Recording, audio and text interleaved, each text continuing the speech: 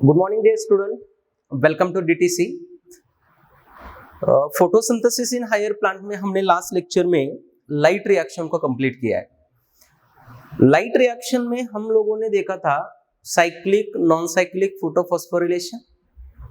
इन दोनों साइकिल में हम एटीपी का फॉर्मेशन देखते हैं और एटीपी सिंथेसिस का जो मैकेनिज्म है कीमोऑस्मोटिक हाइपोथेसिस उसे भी हमने कंप्लीट किया है। कीमोऑस्मोटिक हाइपोथेसिस हमें क्या बताता है? इसमें हम एटीपी फॉर्मेशन को स्टडी करते हैं बाय क्रिएटिंग प्रोटॉन ग्रेडियंट, और जो भी प्रोटॉन ग्रेडियंट है वो लुमेन के अंदर क्रिएट होता है, ये हमें मालूम होना चाहिए। आज के लेक्चर में हमने जो भी लाइट रिएक्शन में एटीपी और NADPH2 को प्रोड्यूस किया था उसका यूज करेंगे और उसका यूज करके हम ग्लूकोज का प्रोडक्शन देखेंगे। और ग्लूकोज प्रोडक्शन जिस प्रोसेस में होता है, जिस रिएक्शन में होता है, उसे हम डार्क रिएक्शन बोलते हैं। तो आज के हमारे लेक्चर का टॉपिक है डार्क रिएक्शन। तो बेटा स्टार्ट करते हैं डार्क रिएक्शन। आप सबकी कंसेप्ट क्लियर होगी ये गारंटी है, लेकिन आप सबको लेक्चर पूरा देखना है। डार्क रिएक्शन, डार्क रिएक्शन बेटा, डार्क रिएक्शन का मतलब क्या है? डार्क रिएक्शन इस नेम के साथ इस टॉपिक को अलग अलग नेम से जाना जाता है। जैसे कि डार्क रिएक्शन के बारे में मैं फर्स्ट पॉइंट यहां पे लिखता हूं। डार्क रिएक्शन जो भी नेम है, dark reaction name given by convention.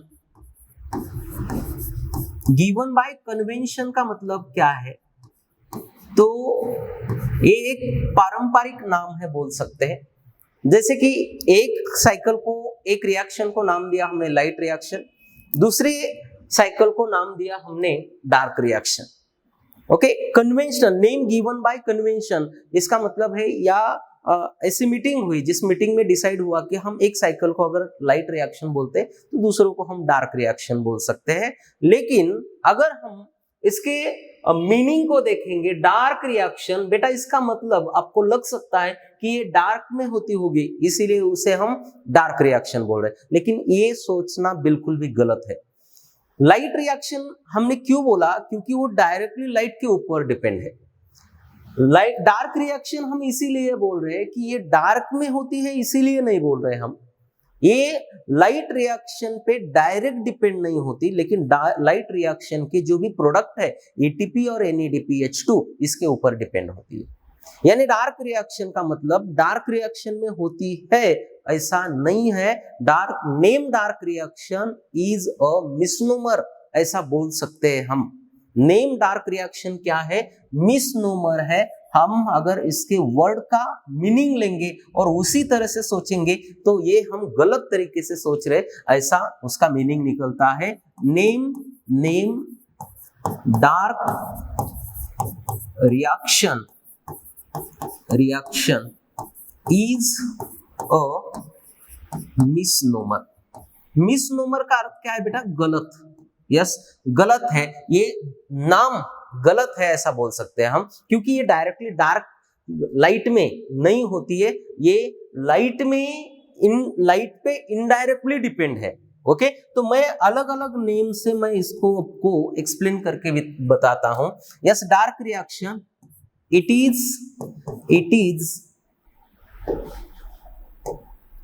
is not directly depend on light reaction. Light, it is not directly depend on light, sunlight, but depend on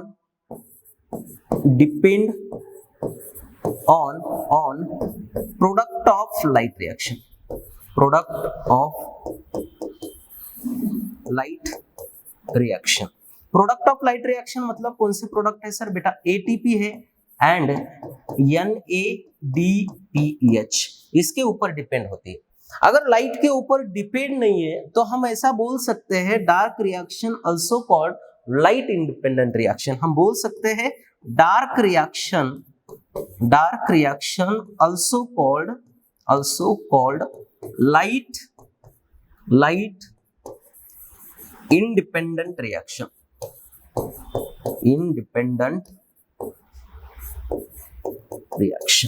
light reaction को हम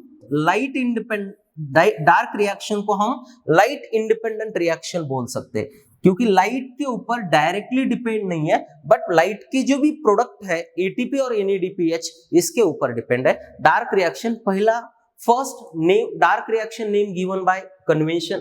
name dark reaction is a misnomer, हमें फंसाने के लिए ये name रखा है बोल सकते हैं।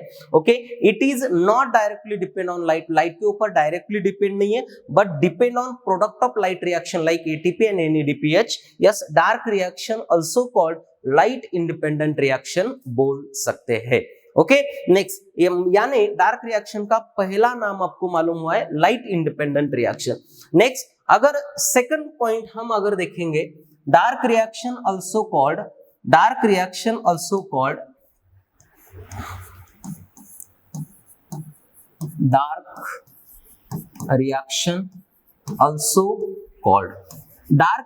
को हम क्या बोल सकते हैं, अलग अलग नेम से जाना जाता है। डार्क रिएक्शन को बेटा हम बोल सकते हैं बायोसिंथेटिक रिएक्शन और फेज। बायोसिंथेटिक फेज या रिएक्शन बोल सकते हैं। बायोसिंथेटिक फेज क्यों बोलते हैं, dark reaction also called biosynthetic phase, क्योंकि बेटा इसमें हम ग्लूकोज का प्रोडक्शन करते हैं, इसीलिए बायोसिंथेटिक सिंथेसिस मतलब प्रोडक्शन। यहाँ पे बायोसिंथेटिक फेज क्यों बोलते हैं, इसमें क्योंकि ग्लूकोज प्रोडक्शन होता है, ग्लूकोज मतलब कार्बोहाइड्रेट, ग्लूकोज का प्रोडक्शन होता है, इसीलिए हम इसे बायोसिंथेटिक फेज बोलते हैं। लाइट रिएक्शन को हमने फोटोकेमिकल फेज बोला था, लाइट के प्रेजेंस में होती है। डार्क रिएक्शन को हम बायोसिंथेटिक फेज बोलेंगे क्योंकि ग्लूकोज प्रोडक्शन होता है। नेक्स्ट, इसे हम कार्बन रिएक्शन बोलेंगे। कार्बन रिएक्शन क्यों बोल सकते हैं सर, क्योंकि इसमें कार्बन डाइऑक्साइड का फिक्सेशन होता है, CO2 फिक्सेशन होता है, और CO2 का फिक्सेशन होके क्या प्रोडक्ट मिलता है हमें, कार्बोहाइड्रेट हम प्रोड्यूस करते हैं, इसीलिए हम बोल सकते हैं कार्बन रिएक्शन। डार्क रिएक्शन को ही कार्बन रिएक्शन बोल सकते हैं क्योंकि CO2 का फिक्सेशन हो रहा है। नेक्स्ट, डार्क रिएक्शन को ही हम ब्लैकमन्स रिएक्शन बोल सकते हैं। ब्लैकमन्स रिएक्शन, आदि ब्लैकमन्स रिएक्शन क्यों बोलते हैं, ब्लैकमन बेटा एक साइंटिस्ट का नाम है, और ब्लैकमन ने फर्स्ट टाइम ऑब्जर्व किया कि डार्क रिएक्शन स्ट्रोमा में होती है, यानी he first observe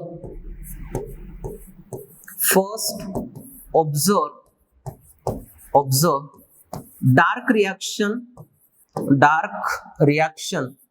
reaction takes place in stroma, यानी स्ट्रोमा के अंदर डार्क रिएक्शन होती है, ये फर्स्ट टाइम ऑब्जर्व किया किसने, यस ब्लैकमन ने, सो इसे हम ब्लैकमन्स रिएक्शन बोल सकते हैं। नेक्स्ट, डार्क रिएक्शन को ही हम केल्विन साइकिल बोल सकते हैं।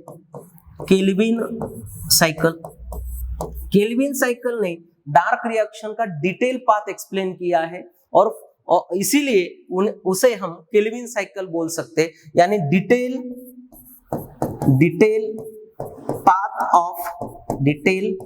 pathway of dark reaction studied by Melvin Kelvin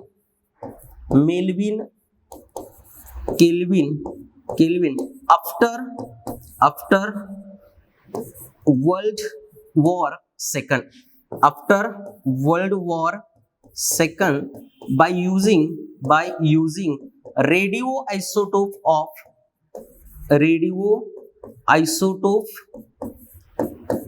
of carbon 14 and chlorella green algae। Okay बेटा, डार्क रिएक्शन का डिटेल पाथ किसने स्टडी किया है, यस केल्विन ने स्टडी किया है। मेल्विन केल्विन ने स्टडी किया है आफ्टर वर्ल्ड वॉर सेकंड, क्योंकि वर्ल्ड वॉर सेकंड में जैसे कि जापान के दो शहर थे हिरोशिमा और नागासाकी, उसके ऊपर अणुबम का अटैक किया अमेरिका ने। तो उसी टाइम वर्ल्ड को पता चला कि रेडियो एक्टिविटी के बारे में वर्ल्ड को पता चला, और उसी रेडियो आइसोटोप जो होते हैं उसे यूज करके यस केल्विन ने यस डार्क रिएक्शन का पूरा पाथ एक्सप्लेन किया है, पूरा पाथ एक्सप्लेन किया है आफ्टर वर्ल्ड वॉर सेकंड। और उन्होंने जो रेडियो आइसोटोप यूज किया है वो कौन सा है, कार्बन 14। बेटा अभी तक हमने दो रेडियो आइसोटोप की बात की, जो रूबेन और कैमेन ने एक्सपेरिमेंटल स्टडी में वाटर से ऑक्सीजन निकलता है फोटोसिंथेसिस में, उसे एक्सप्लेन करने के लिए ऑक्सीजन 18 यूज किया था, और केल्विन ने डार्क रिएक्शन को स्टडी करने के लिए कार्बन 14 इस रेडियो आइसोटोप का यूज किया है, हमें पता होना चाहिए। तो केल्विन ने यस डार्क रिएक्शन का पूरा पाथ एक्सप्लेन किया है, इसीलिए हम उसे केल्विन साइकिल बोल सकते हैं। चलो डार्क रिएक्शन के टोटल कितने नेम है बेटा, 6 नेम है हमारे पास। जैसे कि डार्क रिएक्शन 1 हो गया, लाइट इंडिपेंडेंट रिएक्शन 2 हो गए, बायोसिंथेटिक फेज 3 हो गया, कार्बन रिएक्शन 4 हो गया, ब्लैकमन्स रिएक्शन 5 हो गया, और केल्विन साइकिल 6। ऐसे टोटल 6 नेम हमारे पास अवेलेबल है डार्क रिएक्शन को। देखिए नेक्स्ट, उसके बाद अगर हम बात करते हैं डार्क रिएक्शन की, थोड़ी सी डिटेल स्टडी अगर हम डार्क रिएक्शन की करते हैं, तो बेटा डार्क रिएक्शन कहां पर होती है, तो डार्क रिएक्शन की जो साइट है, dark reaction takes place in stroma. बेटा स्ट्रोमा के अंदर डार्क रिएक्शन होती है, हमें पता होना चाहिए, स्ट्रोमा के अंदर डार्क रिएक्शन होती है। डार्क रिएक्शन में हम क्या कर रहे हैं, तो डार्क रिएक्शन में बेटा हम ग्लूकोज प्रोडक्शन कर रहे हैं।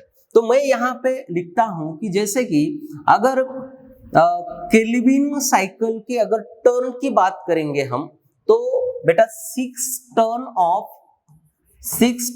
ऑफ डार्क रिएक्शन बोल सकते हैं, या केल्विन साइकिल बोल सकते हैं। 6 टर्न ऑफ केल्विन साइकिल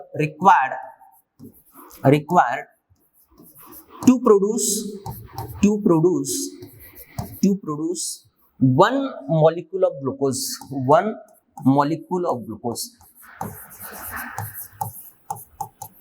बेटा कितनी, 6 टर्न जरूरी है एक ग्लूकोज मॉलिक्यूल का प्रोडक्शन करने के लिए, क्योंकि यहाँ पे हम 6 CO2 को फिक्स करेंगे और उसे यूज करके एक ग्लूकोज का प्रोडक्शन करेंगे। तो 6 turn of Calvin cycle required to produce 1 molecule of glucose. और मैं एनर्जी की अगर बात करता हूं, तो एक ग्लूकोज मॉलिक्यूल केल्विन साइकिल में प्रोड्यूस करने के लिए बेटा टोटल 18 ATP की जरूरत होगी हमें, और उसके बाद हमें 12 NADPH2 की जरूरत होगी।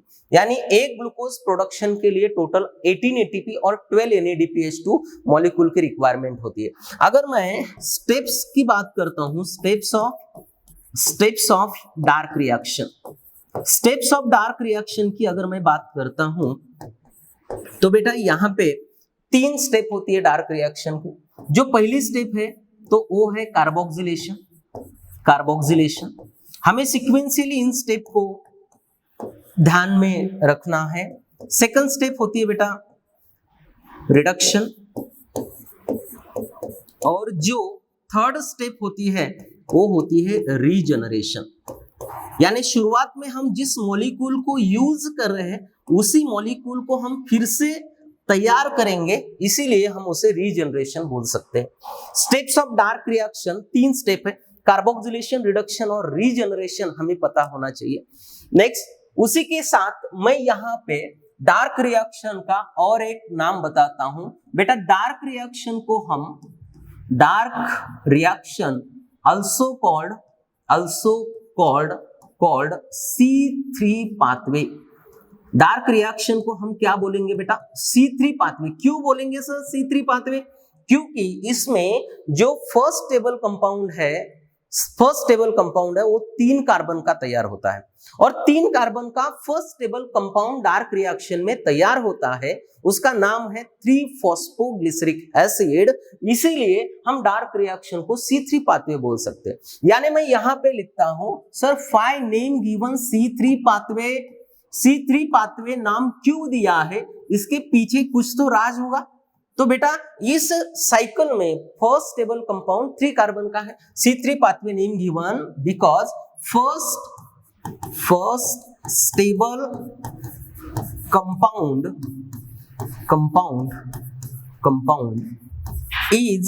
is 3 carbon. First stable compound is 3 carbon 3 phosphoglycerate या ग्लिसरिक एसिड बोल सकते हैं बेटा।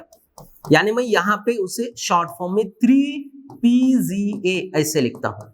यानी डार्क रिएक्शन में जो भी पहला स्टेबल कंपाउंड तैयार होगा वो 3PGA होगा, इसीलिए यानी 3PGA होगा, और वो 3PGA 3 कार्बन कंपाउंड है, 3 कार्बन का कंपाउंड है, इसीलिए हम उसे 3C3 पाथवे बोल सकते हैं हम डार्क रिएक्शन को। ओके, तो 3PGA कितने कार्बन का कंपाउंड है बेटा? 3 कार्बन का कंपाउंड है, 3 कार्बन का कंपाउंड है, इसीलिए हम उसे C3 पाथवे बोलते हैं।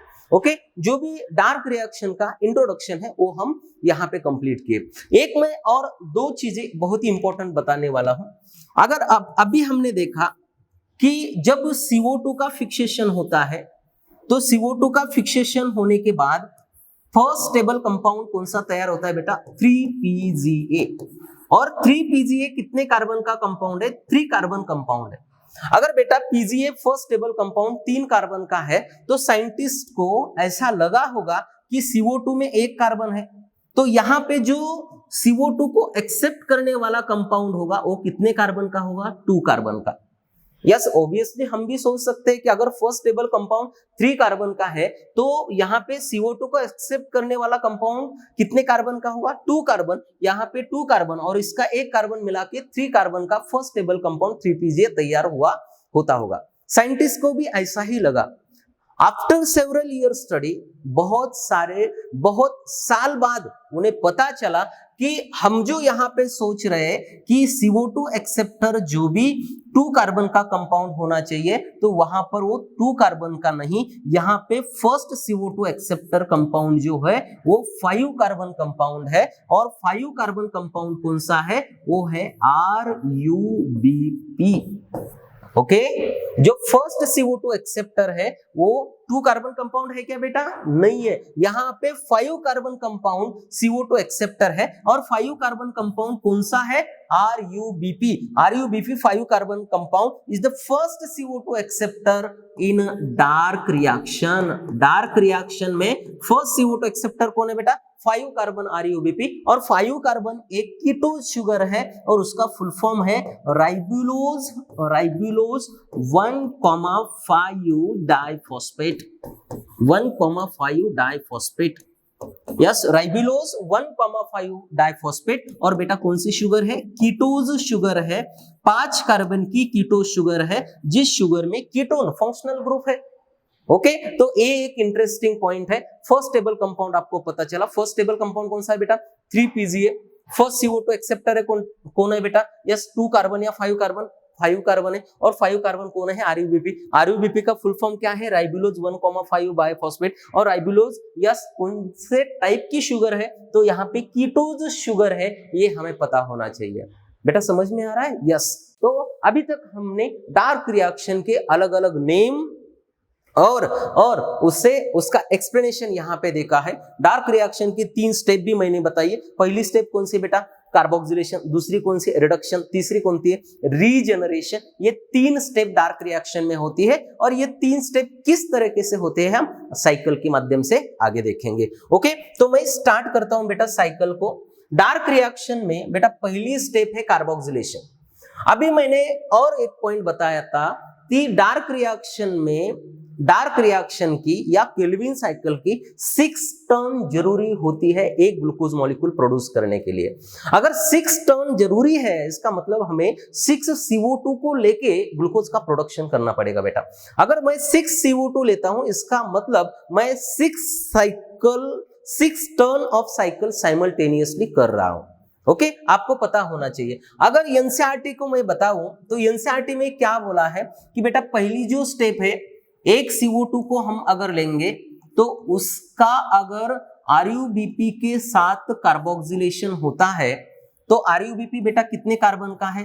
Yes 5 carbon. CO2 में कितने कार्बन है बेटा? 1 कार्बन। 5 और 6 कार्बन हो गए और इसका कार्बोक्सिलेशन होके जो पहला कंपाउंड प्रोड्यूस होता है तो वो होता है 2 मॉलिक्यूल्स ऑफ 3PGA।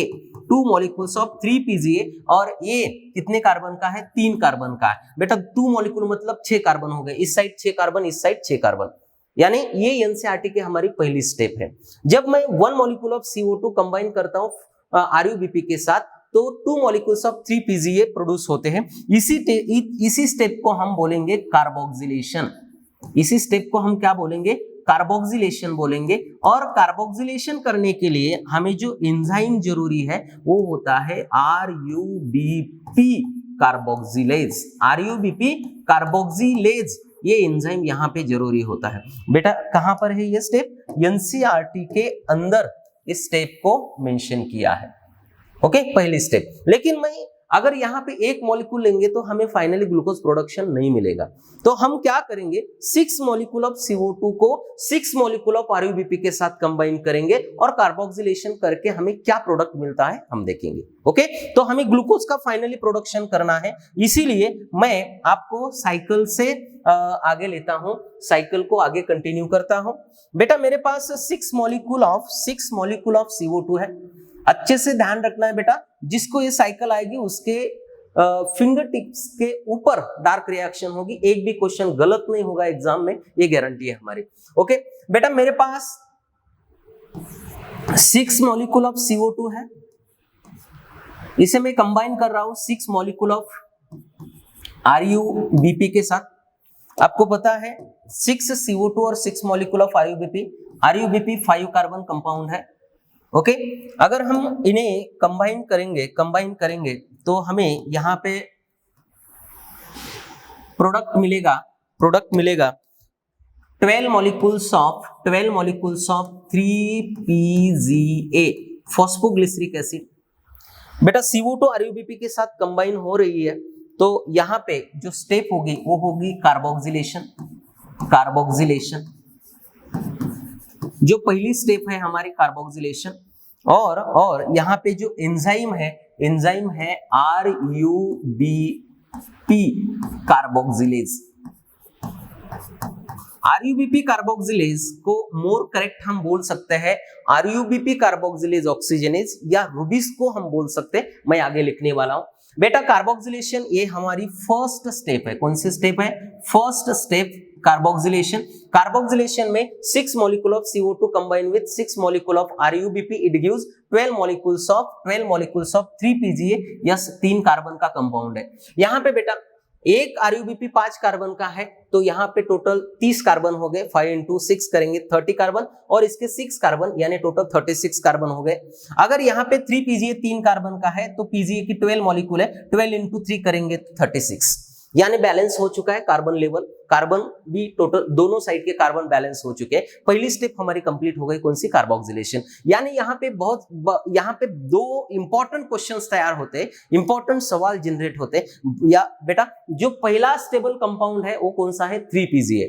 और यहाँ पे जो फर्स्ट CO2 फिक्सेशन करने वाला जो कंपाउंड है वो है RuBp, वो 5 कार्बन कंपाउंड है। ओके, तो यहाँ पे 12 मॉलिक्यूल्स ऑफ 3PGA का प्रोडक्शन हुआ है बेटा। यहाँ पे 12 मॉलिक्यूल्स ऑफ 3PGA जो होते हैं तो यहाँ पे उनका फिर फॉस्फोरिलेशन होता है, और फॉस्फोरिलेशन होने के बाद यहाँ पे जो हमें कंपाउंड मिलता है वो होता है 12 molecules of 1,3 DiPGA।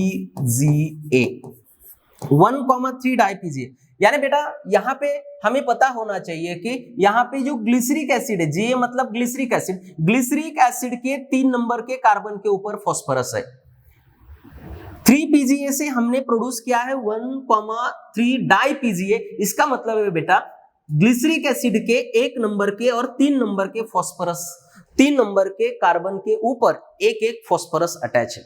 सर यहाँ पे फॉस्फोरस बढ़ गया है, ये फॉस्फोरस हमें यहाँ पे किसने दिया है? तो बेटा यहाँ पे फॉस्फोरस प्रोवाइड किया है यहाँ पे फॉस्फोरस प्रोवाइड किया है एटीपी ने, यानी यहाँ पे हम यूज कर रहे हैं 12 एटीपी और बाहर निकलेंगे 12 एडीपी।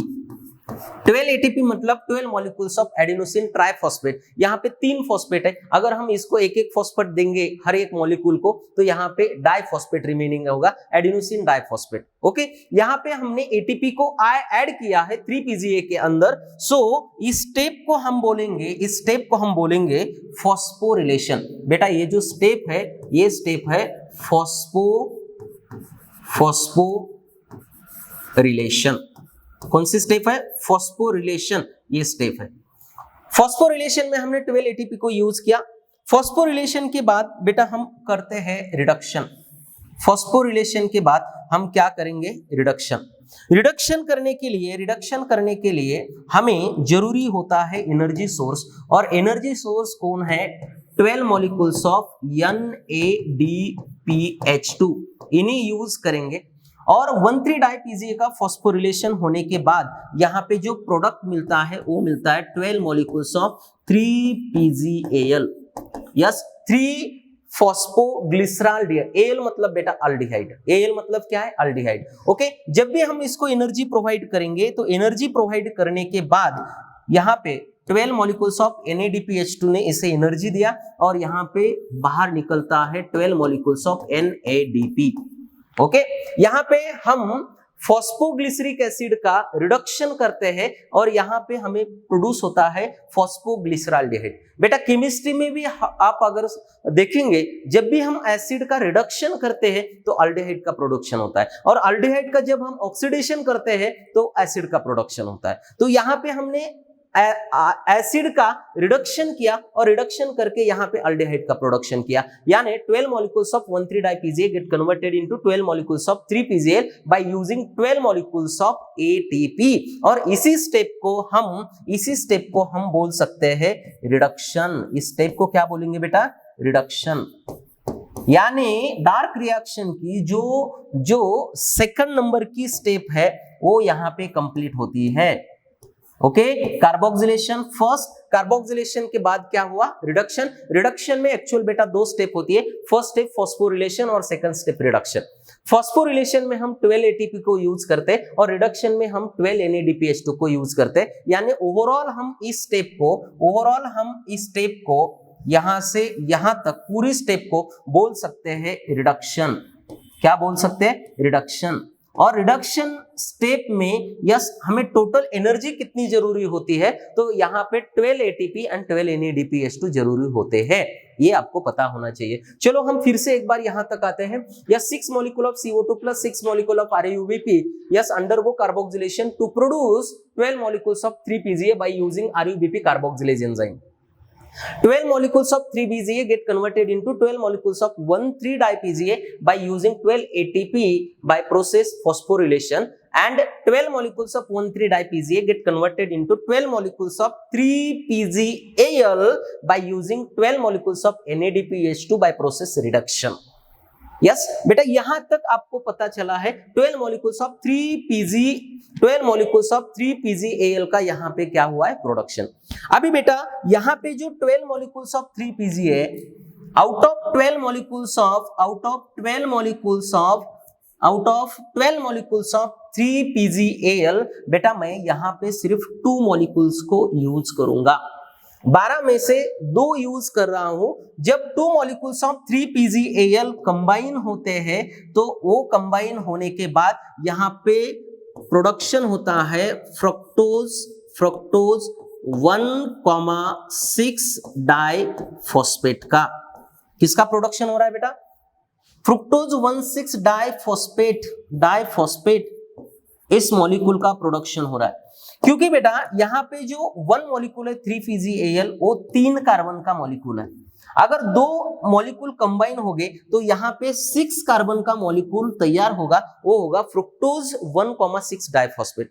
अगर फ्रुक्टोज 1,6 डाइफॉस्फेट का अगर हम उससे यहाँ पे देखेंगे उससे एक फॉस्फेट बाहर निकलता है, मैं IP लिख रहा हूं, IP बाहर निकल रहा है, तो नीचे हमें वहां पे आगे प्रोडक्ट मिलता है हमें बेटा, वहां पे प्रोडक्ट मिलता है हमें फ्रुक्टोज फ्रुक्टोज 6 फॉस्फेट। बेटा फ्रुक्टोज 6 फॉस्फेट फिर से उसके जैसा एक प्रोडक्ट तैयार करता है, उसे हम बोलेंगे ग्लूकोज 6 फॉस्फेट। ग्लूकोज 6 फॉस्फेट का यहाँ पे प्रोडक्शन होता है और बेटा ग्लूकोज 6 फॉस्फेट से फाइनली एक फॉस्फेट बाहर निकलता है और यहां से प्रोडक्शन होता है ग्लूकोज का। ओके बेटा बहुत ही सिंपल है। अगर out of 12 molecules of 3-PGAL मैं 2 मॉलिक्यूल को लेता हूं, 2 मॉलिक्यूल्स ऑफ 3-PGAL कंबाइन होके फ्रुक्टोज 1,6 डाइफॉस्फेट को प्रोड्यूस करते हैं। फ्रुक्टोज 1,6 डाइफॉस्फेट से एक फॉस्फेट बाहर निकलता है, हमें यहां पे मिलता है फ्रुक्टोज 6 फॉस्फेट। फ्रुक्टोज 6 फॉस्फेट उसके जैसा ही एक दोस्त को प्रोड्यूस करता है ग्लूकोज 6 फॉस्फेट, और ग्लूकोज 6 फॉस्फेट से अगर एक फॉस्फेट बाहर निकलता है तो बेटा यहां पे क्या मिलता है हमें? ग्लूकोज। यानी रिडक्शन स्टेप के बाद हमें फाइनली ग्लूकोज का प्रोडक्शन मिलता है और इसी ग्लूकोज को हम कार्बोहाइड्रेट बोल सकते हैं, CH2O। यानी बेटा हमारा मेन टारगेट था ग्लूकोज प्रोडक्शन, तो ग्लूकोज प्रोडक्शन यहाँ पे हुआ है। हमने यहाँ पे जिसको कैंसिल किया था, ये जो पूरी स्टेप है, मैं यहाँ पे इसको रिडक्शन लिखता हूं। यानी रिडक्शन स्टेप में हमें ग्लूकोज प्रोडक्शन होता है, ये हमें पता होना चाहिए। चलो बेटा फिर से मैं आता हूं। 12 molecules of 3-PGA converted into 12 molecules of 1,3-DiPGA by using 12 ATP. 12 molecules of 1,3-DiPGA converted into 12 molecules of 3-PGAL by using 12 NADPH2. Out of 12 molecules बेटा मैं सिर्फ 2 मॉलिक्यूल को यूज करके फ्रुक्टोज 1,6 डाइफॉस्फेट तैयार कर रहा हूं और उससे मैं fructose 6 phosphate, glucose 6 phosphate and finally बेटा ग्लूकोज का प्रोडक्शन हुआ है। ये जो साइकिल है ये आपको सीधी अपनी नोटबुक के नीचे नीचे लिखे जाना है और ग्लूकोज तक पहुंचना है। मेरे पास यहाँ पे जगह नहीं है, मैंने इसीलिए इसे इस तरीके से लिखा है। ओके बेटा यहाँ पे अगर हमने 2 मॉलिक्यूल को यूज किया है तो रिमेनिंग कितने मॉलिक्यूल बचे यहाँ पे बेटा? टोटल 10 मॉलिक्यूल बचे। अगर मैं 10 मॉलिक्यूल को यहाँ पे लिखता हूं तो 10 मॉलिक्यूल में से बेटा यहाँ पे मैं लिखता हूं 10 मॉलिक्यूल का हम क्या होता है देखने वाले। आउट ऑफ 12 2 मॉलिक्यूल को हमने यूज किया, रिमेनिंग 10 मॉलिक्यूल्स ऑफ 3-PGAL को हम यूज करेंगे और यूज करके यहाँ पे कुछ शुगर फॉस्फेट इंटर कन्वर्शन होता है। यहाँ पे शुरुआत में फॉर्म होता है इरिथ्रुलोज। इरिथ्रुलोज बेटा एक 4 कार्बन की शुगर है, 4 कार्बन शुगर है। इरिथ्रुलोज से आगे प्रोडक्शन होता है, इरिथ्रुलोज से आगे प्रोडक्शन होता है, इरिथ्रुलोज से आगे प्रोडक्शन होता है बेटा सीडोहेप्टुलोज का। मैं यहां पे लिख रहा हूं सीडोहेप्टुलोज। सीडोहेप्टुलोज बेटा ये भी एक प्रकार की शुगर है जिसमें 7 कार्बन होते हैं और सीडोहेप्टुलोज से आगे प्रोडक्शन होता है 6 मॉलिक्यूल ऑफ RUMP। बेटा 6 मॉलिक्यूल ऑफ RUMP का मैं प्रोडक्शन कर रहा हूं, राइबुलोज मोनोफॉस्फेट। हर एक RUMP में 5 कार्बन होते हैं, 5 कार्बन। और RUMP से बेटा RUMP से हम आगे प्रोड्यूस करेंगे RUBP को। RUMP से क्या प्रोड्यूस करेंगे बेटा? हम RUBP को तैयार करेंगे। RUBP फिर से हम रीजनरेट कर रहे हैं, रीजनरेट। ओके RUBP हम बेटा यहाँ पे रीजनरेट कर रहे हैं, तो यहाँ पे मोनोफॉस्फेट है, RUBP बाइफॉस्फेट है, इससे बेटा हमें क्या देना पड़ेगा? यस फॉस्फेट को देना पड़ेगा। और फॉस्फेट देने के लिए हमारे पास यहाँ पे कौन अवेलेबल है बेटा? ATP अवेलेबल है। मैं 6 ATP 6 मॉलिक्यूल है इसीलिए मैं 6 ATP को यूज करता हूं और यहाँ पे 6 ADP तैयार होंगे। 6 molecule of RUBP converted into 6 molecule of RUBP by using 6 ATP। अगर यहाँ पे मैंने 6 मॉलिक्यूल को लिया है तो मैं 6 ATP यूज करता हूं।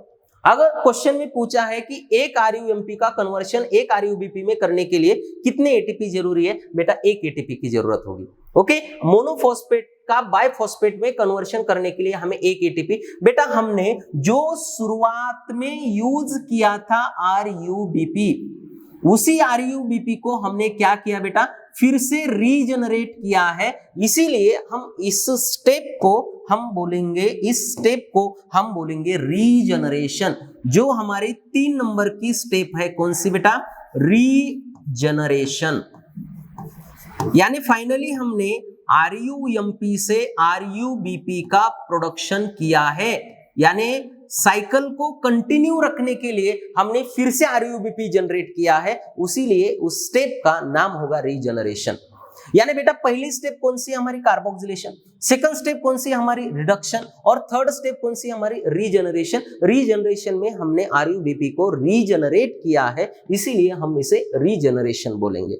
ओके बेटा, ये पूरी डार्क रिएक्शन है, केल्विन साइकिल है, ये हमें पता होनी चाहिए। चलो पहली स्टेप कौन सी, कार्बोक्सिलेशन, सेकंड स्टेप कौन सी, रिडक्शन। रिडक्शन में क्या है बेटा, फॉस्फोरिलेशन फॉलोड बाय रिडक्शन। पहले फॉस्फोरिलेशन होगा एटीपी यूज करके, फिर रिडक्शन होगा NADPH2 को यूज करके। यस, रिडक्शन में हम ग्लूकोज का प्रोडक्शन देखेंगे और उसके बाद हम इस स्टेप को देखेंगे रीजनरेशन। आपको पता चला? तो ये पूरी कौन सी साइकिल है, तो ये पूरी केल्विन साइकिल है, ये हमें पता होनी चाहिए।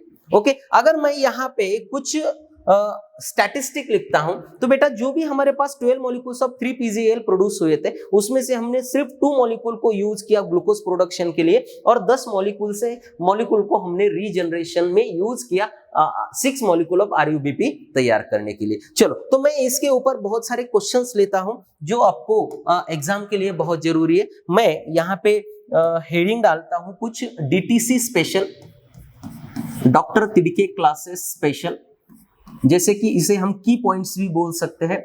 DTC स्पेशल में मैं कुछ 5-6 पॉइंट ले लूंगा जो हमने अभी देखा है। तो बेटा हम ग्लूकोज आउट ऑफ हमारे पास कितने मॉलिक्यूल थे, 12 molecules of 3PGAL। 12 molecules of 3PGAL जो थे, तो आउट ऑफ 12 मॉलिक्यूल्स बेटा हमने 2 मॉलिक्यूल्स को यूज किया, और हम बोल सकते हैं 2/12, 12 में से 2 मॉलिक्यूल को यूज किया, और हम बोल सकते हैं 1/6 मॉलिक्यूल्स ऑफ 3PGAL को हमने यूज किया है ग्लूकोज प्रोडक्शन के लिए। ओके, एक ग्लूकोज तैयार करने के लिए हमने 2 मॉलिक्यूल्स या 2/12 या 1/6 3PGAL को हमने यूज किया है, और जो रिमेनिंग बचे हैं हम 10 मॉलिक्यूल्स बोल सकते हैं, या 10/12 मॉलिक्यूल्स बोल सकते हैं, या हम 5/6 मॉलिक्यूल्स बोल सकते हैं 3PGAL के, जिसे हम यूज करते हैं रीजनरेशन के लिए। यस, इसमें यूज करते हैं regeneration of 6 molecule of RuBP.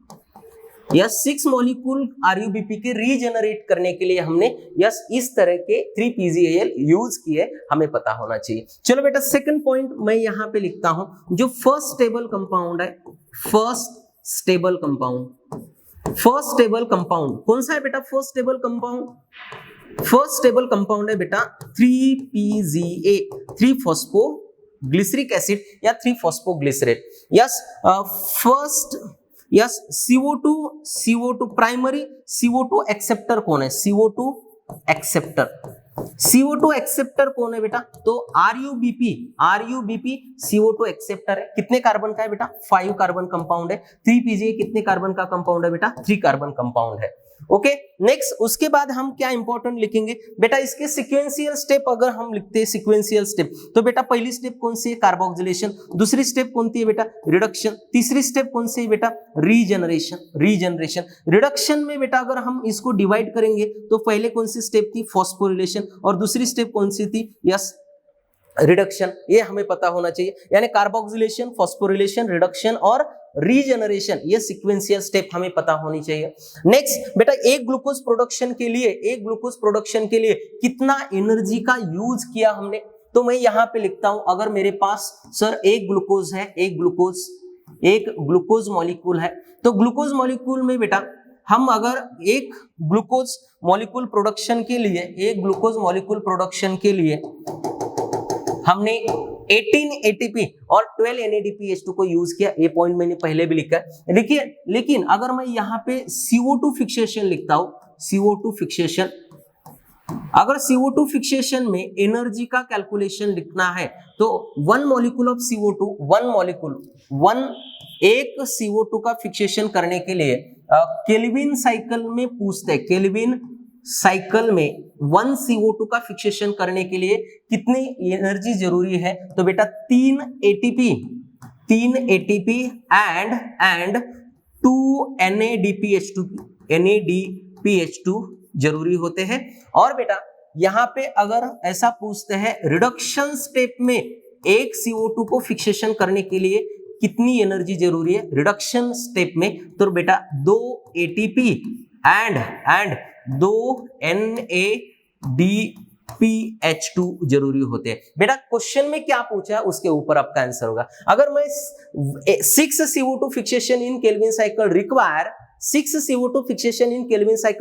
18 ATP and 12 NADPH2, तो एक CO2 को केल्विन साइकिल में फिक्स करने के लिए 3 ATP और 2 NADPH2 की जरूरत होगी। नेक्स्ट, वैसे ही रिडक्शन स्टेप में कितना, तो बेटा यस 2 ATP एंड 2 NADPH2 की जरूरत होगी, ये हमें पता होना चाहिए। नेक्स्ट, अगर मैं यहाँ पे केल्विन साइकिल का इन और आउट अगर आपको दिखाना चाहता हूं, तो हमने यहाँ पे किसे यूज किया था?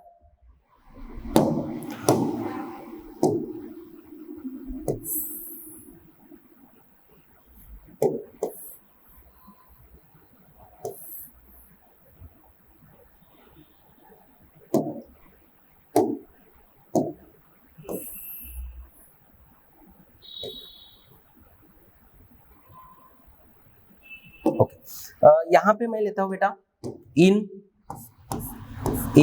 और यहाँ पे मैं लेता हूं आउट, इन और आउट। इन बेटा क्या है, हमने 6 CO2 को यूज किया था, तो हमें 1 ग्लूकोज मॉलिक्यूल का प्रोडक्शन मिला था।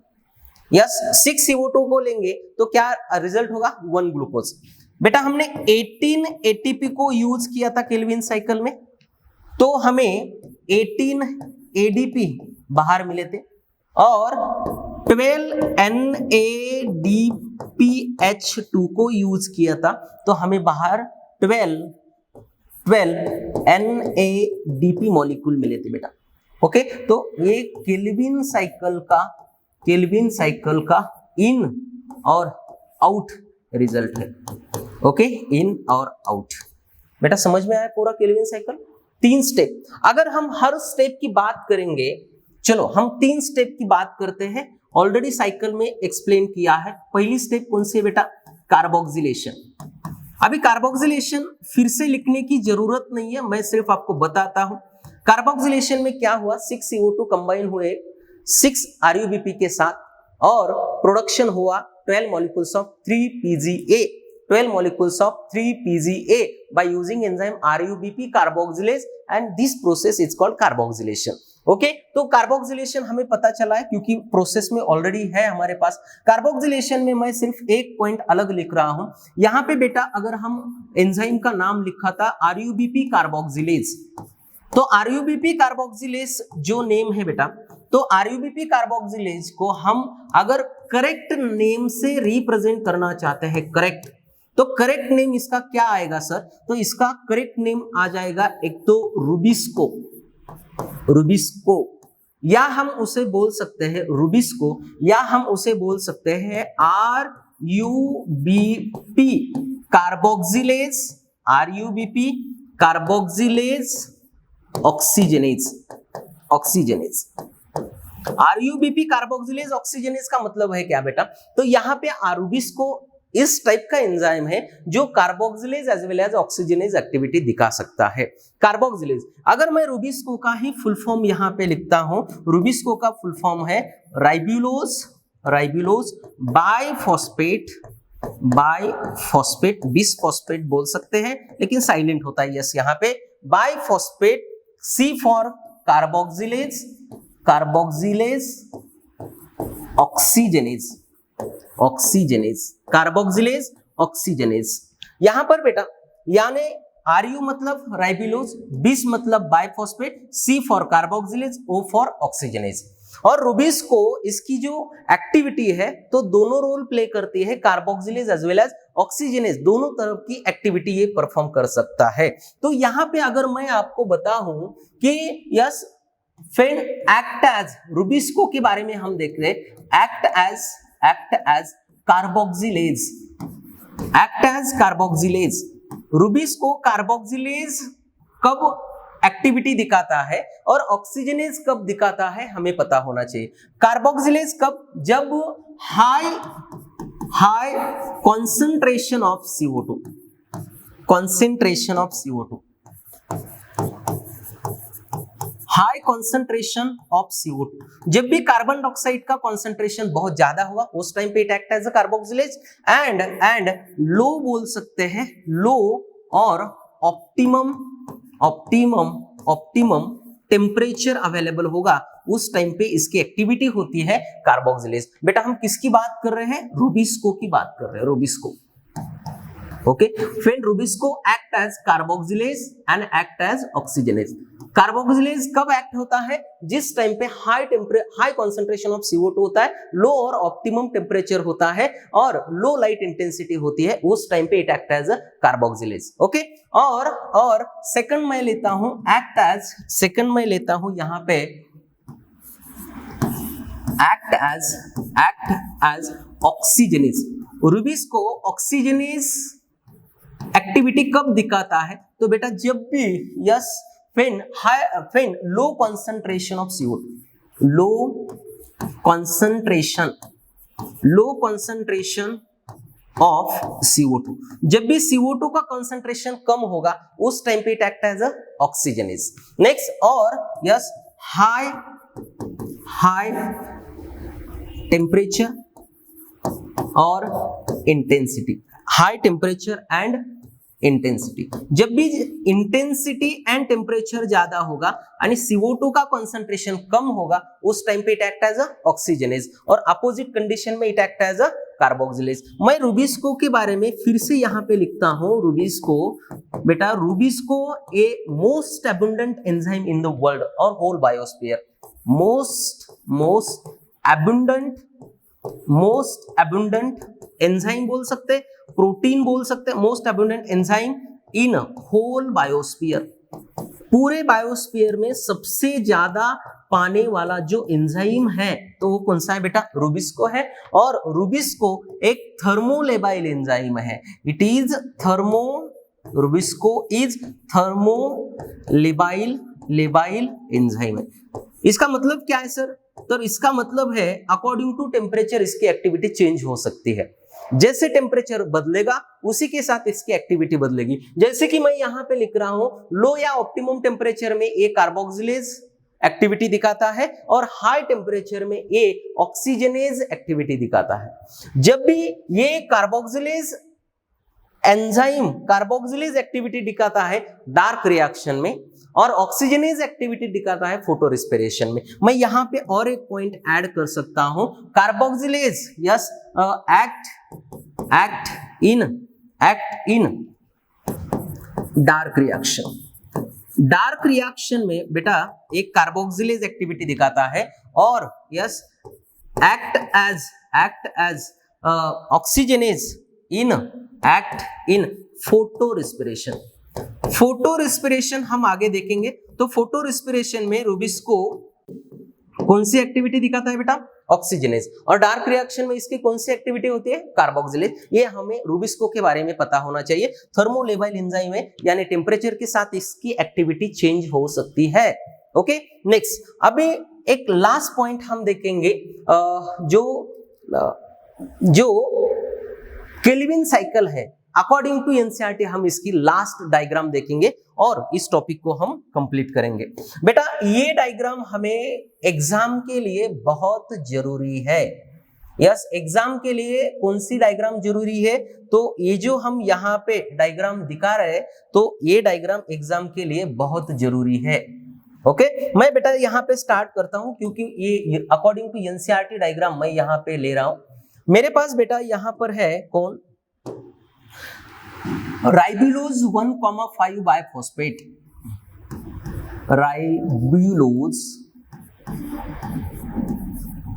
1,5 बाइफॉस्फेट। आप सबको अभी तक पता चला होगा कितने कार्बन का कंपाउंड है बेटा, 5 कार्बन कंपाउंड है आरयूबीपी। आरयूबीपी 5 कार्बन कंपाउंड है, 5 कार्बन कंपाउंड है। आरयूबीपी कंबाइन होता है किसके साथ, तो यहां पे कंबाइन होता है CO2 के साथ, CO2 प्लस वाटर। CO2 कहां से आता होगा बेटा, एटमॉस्फेयर से आता होगा। जब भी CO2 आरयूबीपी के साथ कंबाइन होता है, आरयूबीपी के साथ कंबाइन होता है, तो यहां पे जो प्रोडक्ट तैयार हो जाएगा, यहां पे जो स्टेप होगी, तो स्टेप होगी बेटा कार्बोक्सिलेशन। स्टेप कौन सी होगी, कार्बोक्सिलेशन, कार्बोक्सिलेशन। क्योंकि बेटा आरयूबीपी किसके साथ कंबाइन हो रहा है, आरयूबीपी यहां पे कंबाइन हो रहा है CO2 के साथ, और CO2 और आरयूबीपी जब भी कंबाइन होते हैं तो कौन सी स्टेप होगी बेटा, कार्बोक्सिलेशन। यानी पहली स्टेप जो है, पहली स्टेप है कौन सी, कार्बोक्सिलेशन। कार्बोक्सिलेशन होने के बाद जो प्रोडक्ट मिलेगा, तो जो प्रोडक्ट मिलेगा तो प्रोडक्ट होगा बेटा कार्बोक्सिलेशन का जो प्रोडक्ट है, तो प्रोडक्ट होगा 3-PGA, मतलब 3-फॉस्फोग्लिसरेट। 3-फॉस्फोग्लिसरेट बेटा कितने कार्बन का कंपाउंड होगा, ये यहाँ पे 3 कार्बन कंपाउंड होगा, और 3-फॉस्फोग्लिसरेट यहाँ पे प्रोडक्शन होता है। 3-फॉस्फोग्लिसरेट के बाद, 3-फॉस्फोग्लिसरेट के बाद यहाँ पे फिर उसका रिडक्शन होता है। 3-फॉस्फोग्लिसरेट के बाद यहाँ पे रिडक्शन होता है, रिडक्शन। और रिडक्शन के लिए यहाँ पे, रिडक्शन के लिए क्या जरूरी है,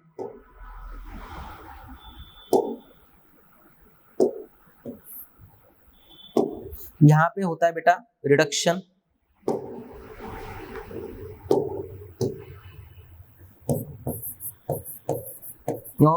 और रिडक्शन के लिए क्या जरूरी है, हमें पता है रिडक्शन के लिए जरूरी है हमारे पास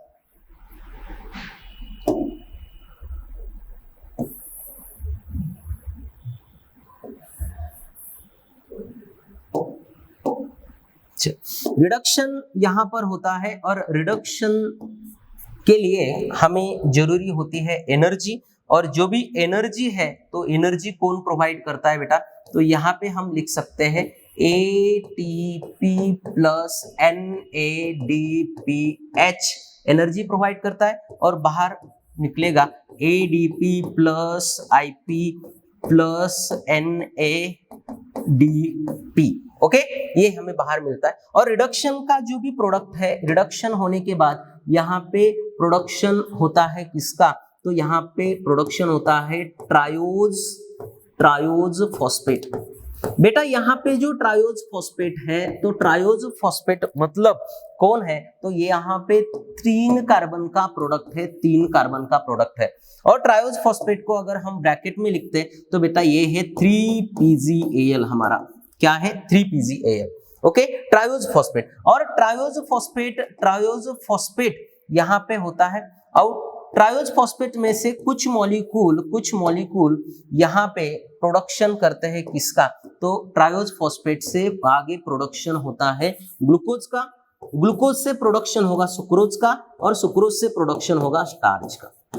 यहाँ पे स्टार्च प्रोडक्शन हुआ है, मतलब ग्लूकोज का प्रोडक्शन होता है। ट्रायोज फॉस्फेट बेटा, ट्रायोज फॉस्फेट फिर से आगे जाता है किस स्टेप में, तो ट्रायोज फॉस्फेट से आगे होता है रीजनरेशन।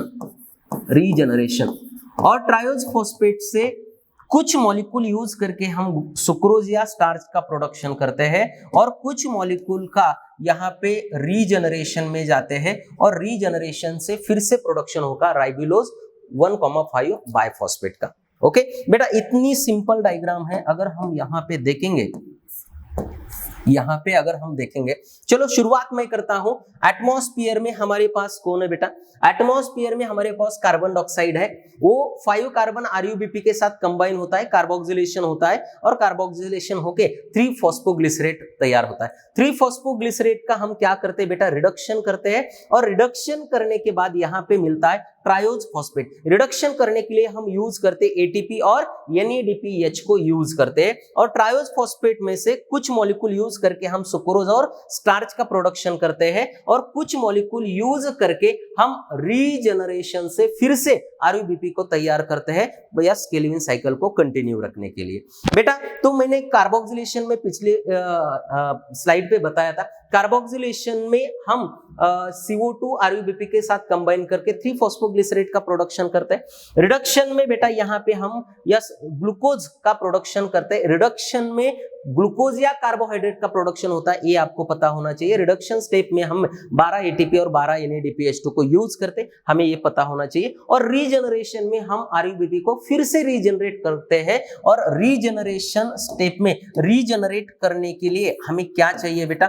ATP चाहिए और ATP को यूज करके हम ADP तैयार करेंगे और रीजनरेट करेंगे RuBP को। यानी ये जो है हमारी बुक की डायग्राम है, ये बुक की डायग्राम हमें यहाँ पे पता होनी चाहिए। ये पूरा हमारा रिडक्शन स्टेप, यानी टोटल यहाँ पे 3 स्टेप है। मैं यहाँ पे अगर रिडक्शन को 1 नंबर मानता हूँ, कार्बोक्सिलेशन को 1 नंबर देता हूँ, रिडक्शन को 2 नंबर और रीजनरेशन को 3 नंबर, यानी ये पूरी 3 स्टेप किसके अंदर होती है? तो केल्विन साइकिल के अंदर होती है। चलो, तो इसी के साथ, इस एनसीईआरटी डायग्राम के साथ हमने केल्विन साइकिल को कंप्लीट किया है। बेटा एनसीईआरटी का line by line, word by word complete किया। ये बड़ा लेक्चर हो सकता है, लेकिन जो एग्जाम में एक क्वेश्चन तो जरूर लेके आएगा ऐसा लेक्चर है। तो आज के लेक्चर में हमने डार्क रिएक्शन या केल्विन साइकिल को बोल सकते हैं पूरी डिटेल में कंप्लीट किया है। चलो लास्ट में 2 क्वेश्चन आपको पूछता हूं कि एक ग्लूकोज प्रोडक्शन के लिए केल्विन साइकिल के कितने टर्न जरूरी होते हैं, और दूसरा क्वेश्चन है